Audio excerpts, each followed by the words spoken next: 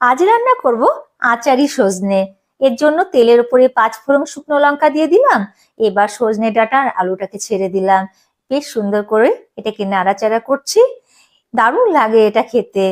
এবার এখানে আমি একটু হলুদের গুঁড়ো, লবণ এবং চিনি দিয়ে দিলাম। এবার এটাকে একটু সুন্দর করে নাড়াচাড়া করে নিচ্ছি।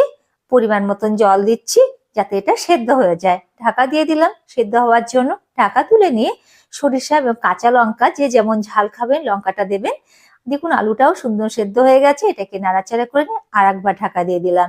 এবার ঢাকা তুলে নিয়ে এটাকে একটু এদিক ওদিক করে নিয়ে আমি এটাকে প্লেটে ঢেলে নিচ্ছি। এখনো কিন্তু আমার রান্না কমপ্লিট হয়নি। কড়াইয়ে তেল দিয়ে এটা কি দিলাম বলুন তো? এইটা ভাঙা সরিষার গুঁড়ো আর মোটা মোটা বড় বড় দুটো টমেটো, লবণ আর মিষ্টি দিয়ে এটাকে ঢেকে দিলাম। বেশ সুন্দর টমেটো তো গলে গেছে। এবার নাড়াচাড়া করে নিয়ে দিয়ে দিলাম আমি ওই সজনে ডাঁটাটা।